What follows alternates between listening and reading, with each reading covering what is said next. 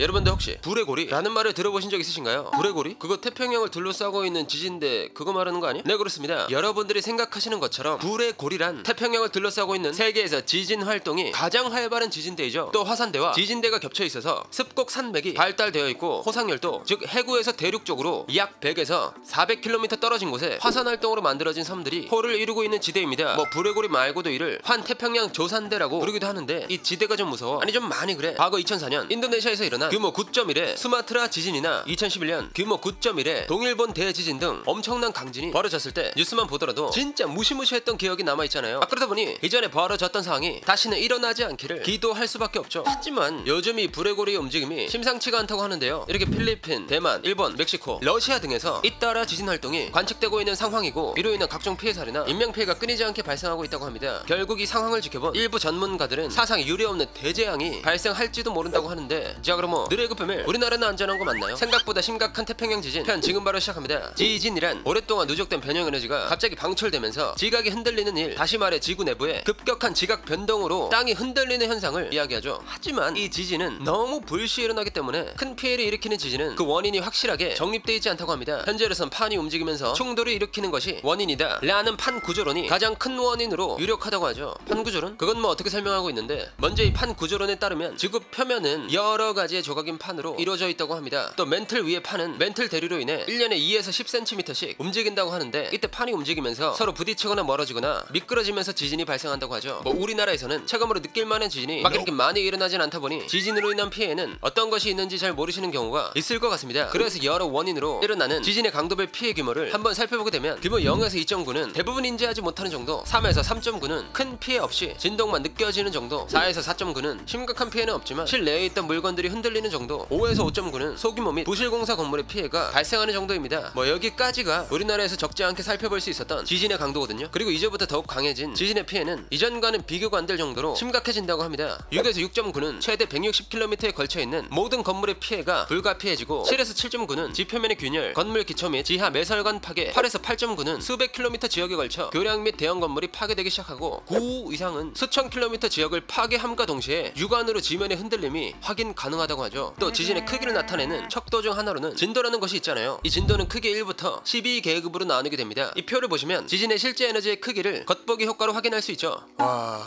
뉴스에서만 보던 강도의 지진인데 이렇게 보니까 피해가 엄청난 것 같네. 네, 그렇습니다. 우리 생각과는 다르게 크고 작은 지진으로 발생할 수 있는 피해는 상상을 초월했죠. 이렇게 귀여운 수준의 지진부터 강력한 지진까지의 영향을 확인할 수 있었는데요. 그리고 최근 이 지진과 굉장히 밀접한 관련이 있는 지대가 많은 사람들에게 주목을 받고 있는 상황입니다. 바로 환태평양 조산대. 이 환태평양 조산대는 태평양을 둘러싸고 있는 조산대로 흔히 불의 고리라고도 합니다. 조산대를 이루고 있는 지역을 한번 살펴보면 뉴질랜드에서부터 동남아, 일본, 알류샨 열도, 북아메리카 로키 산맥, 남아메리카 안데스 산맥까지 생긴 모양이 마치 말 발굽 형태를 담고 있습니다. 또 이곳에는 활화산 중 약 75% 정도가 이곳에 분포한다고 하죠. 지난 11,700년 동안 있었던 25개 대형 화산 폭발 중 22개가 이 불의 고리에서 발생했다고 하네요. 뭐 이 환태평양 조산대를 따라 분포하고 있는 주요 화산들로는 안데스 산맥의 랴이마산, 커터팍시산, 북미 대륙의 세인트 헬렌스산, 알류샨 열도의 클리블랜드산, 오크목산, 일본의 후지산, 인도네시아의 크라카타우산, 뉴질랜드의 루아페우산 등이 있습니다. 그런데 이 환태평양 조산대에서는 화산 활동뿐만 아니라 지구상의 지진 중 약 90%가 이 불의 고리를 따라 발생하고 있었는데요. 2000년대 이후 세상을 떠들썩하게 만들었던 대형 지진들로는 2004년 인도네시아 수미트라 규모 9.1의 대지진, 2010년 칠레 서부 규모 8.8의 대지진, 2011년 일본 도호쿠 규모 9.0의 대지진 등이 있었죠. 뭐 지금까지 말씀드린 지진들은 가장 대표적인 사례를 들었을 뿐 실제로 불의 고리에서는 더 많은 지진 활동들이 있었습니다. 그러다 보니 우리는 이 불의 고리에서 또 다른 대지진이 발생하지는 않을까 라는 생각을 가지게 되었고, 수많은 전문가들 또한 우려의 목소리를 보내고 있는 상황입니다. 왜냐? 최근 이 불의 고리 지역에 지진 활동이 다시 시작되었기 때문이죠. 나 이제 활동하기 시작한다. 환태평양 조산대에 포함되는 나라들은 긴장하는 게 좋을 거야. 먼저 미국 지질조사국은 지난 7월 27일 오전 8시 43분경 필리핀 북부 루손섬 산악지대 아브라주에서 규모 7.0에 해당하는 강진이 발생했다고 발표했습니다. 이때 발생한 지진은 진원지로부터 약 300km 떨어진 수도 마닐라까지 진동이 느껴질 정도로 아주 강력한 지진이었다고 하는데요. 여기서 말하는 진원지란 최초로 지진파가 발생한 지역이라고 하죠. 그러니까 서울에서 지진이 발생했다고 가정했을 때 대구까지 진동이 느껴질 정도의 강력한 지진이라는 겁니다. 결국 이 지진으로 산사태와 건물 파손 등 피해 사례가 끊이지 않았고 인명피해 또한 피해갈 수 없었다고 하죠. 필리핀 당국이 조사한 결과 결과는 60여 명이 넘는 사람들이 다치거나 사망했다고 합니다. 그 다음으로는 지난 9월 18일 대만과 일본에서 연쇄 강진이 발생한 사례인데요. 대만 화롄 남남 서쪽 인근 지역에서 14시 19분 규모 5.9의 지진을 시작으로 15시 44분 규모 6.8, 17시 46분 규모 5.5, 18시 39분 규모 5.8의 지진까지 발생하게 되었죠. 그런데 대만에서는 이 전날에도 규모 6.4, 6.8, 5.8의 지진이 순차적으로 발생한 겁니다. 지진 발생